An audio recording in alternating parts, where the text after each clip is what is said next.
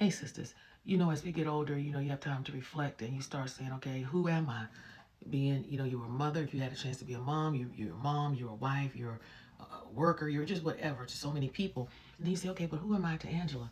And then I started thinking about, I'm very hard on myself. I'm always like, damn, why am I doing this? Why did I do that? Why didn't I make this move instead of that one?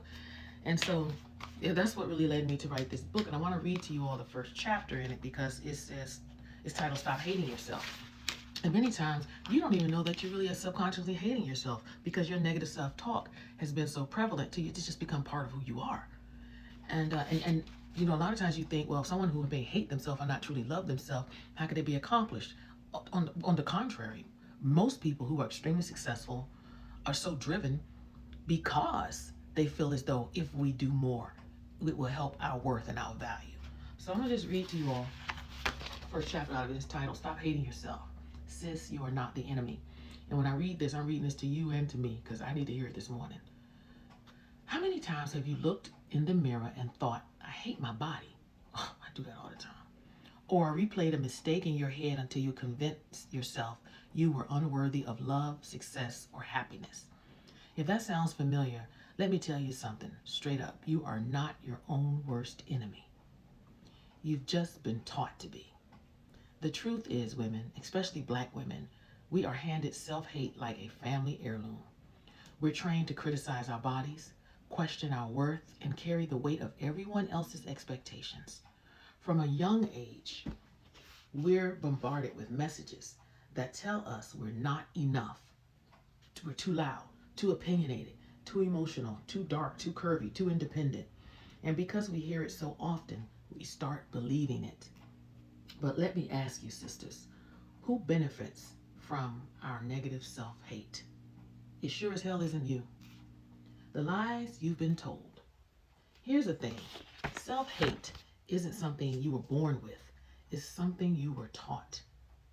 That is, and when I wrote that, I was like, I need to write it 2 times because it's true. Just like prejudice and racism um, it's taught. You just don't wake up a racist, you know? So it's time to unlearn this bullshit. Lie number 1 that we tell ourselves.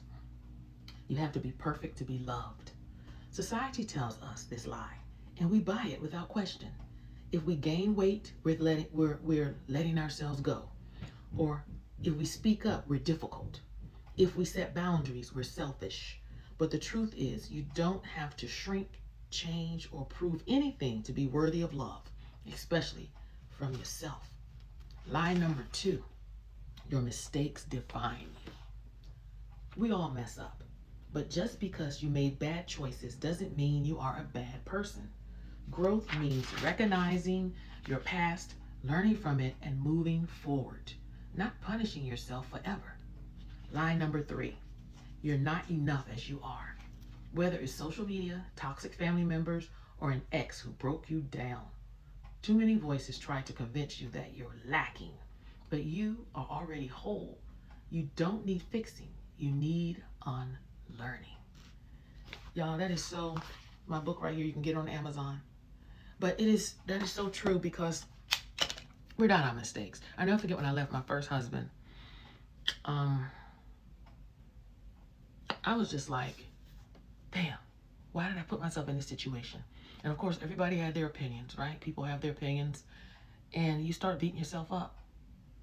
But at the end of the day, sisters, I had to realize, wait a minute, I did this.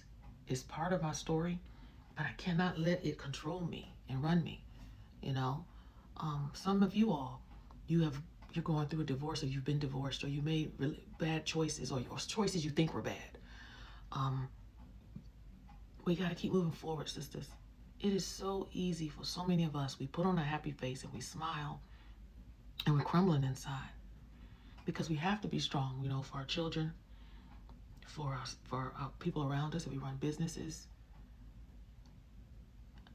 But how would it be if you just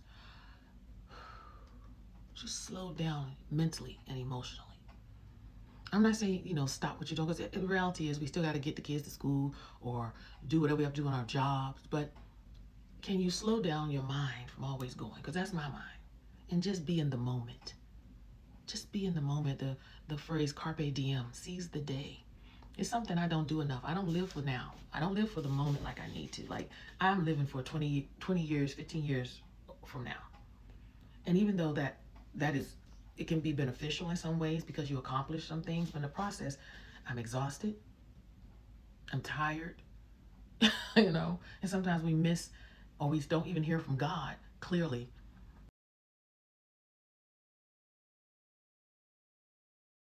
We're out here running and ripping, but yet we need to silence ourselves, you know. Maybe one day I'll have like a retreat for women where we can just regroup, you know, even just for a weekend. And because we need it. All right, guys. I feel like I rambled enough. Here's my book. It's called Sista, Stop That Shit. A Guide to Self-Love and Freedom. And I named this because sometimes you just need a sister girl to give it to you straight, no chasers. And that's how I talk. I love the Lord, but I cuss. What can I say? God ain't through with me. All right. Love y'all. Be blessed. Bye.